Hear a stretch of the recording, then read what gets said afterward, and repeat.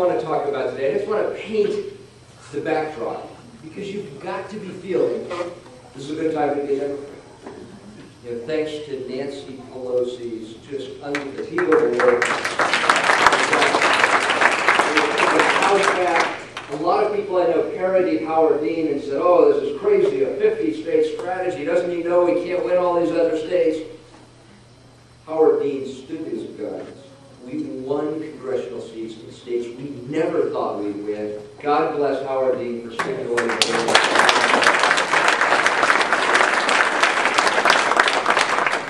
So it's a great time to be a Democrat. Even, you know, Al Gore, I think, is going to have a good night tonight. I just want you to know, one of the guys I work with at eBay, and this is a story you won't hear anybody else in the political circle, his name's Jeff Skoll. He was the first president of eBay, and he did very well financially, and he said, you know what I'm going to do?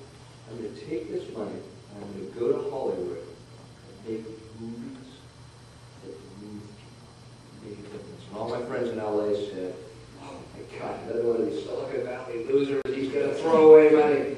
So last year was his first year ever, a novice, a newbie.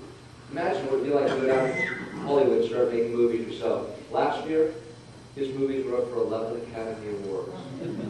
Syriana, North Country, and so on. This year,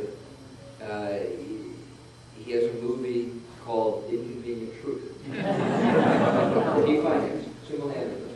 And so he'll be there tonight when, and I will tell you this right now, Al Gore will win the award for the best documentary.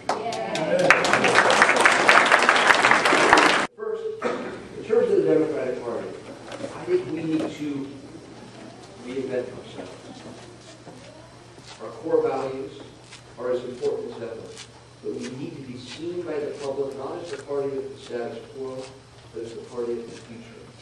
As a party that's not just attacking Republicans, but as a party that is going to speak to the issues of how we prepare our children to be successful in the next century, because that is a completely different equation than what we did before. We're going to have to answer questions like how we can provide universal health care for an aging population. No one is effectively addressing these issues. I want to make sure that our party does. Three things that would help us a lot. First, we need a bigger tent. If we constrain ourselves by applying litmus tests on every candidate all the time, we will not win, we will not deserve to win. Two, we need to rethink what the Democratic constituency is.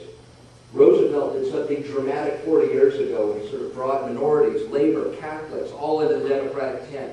We need to think about what makes up the Democratic Party, who our core constituencies will be in the future. And a lot of people say, my gosh, it's Latinos and Asians. These two groups are growing like crazy.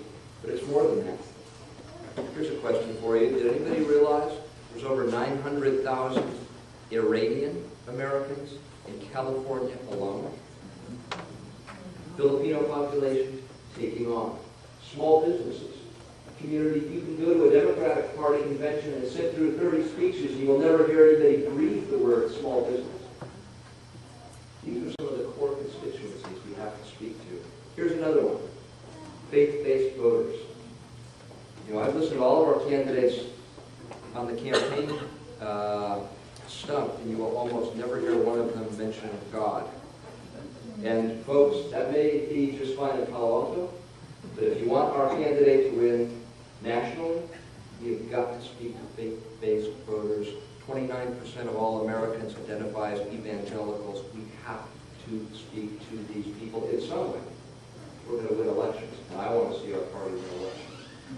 So we have some interesting challenges about how to reformulate ourselves in the future, as well as speaking to the key issues of the day. Education. How are we going to make sure that every child gets a good education and that our young people will be competitive in the future? Healthcare. We've got to provide healthcare for every American. The question is, how quickly can we get from here to there? And the third thing is global warming.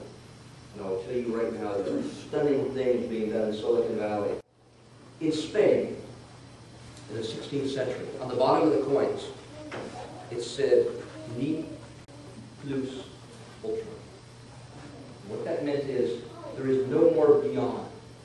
When you went outside of the Straits of Gibraltar, it was the end of human understanding. There was no record or knowledge about what lay beyond the Straits of of Gibraltar.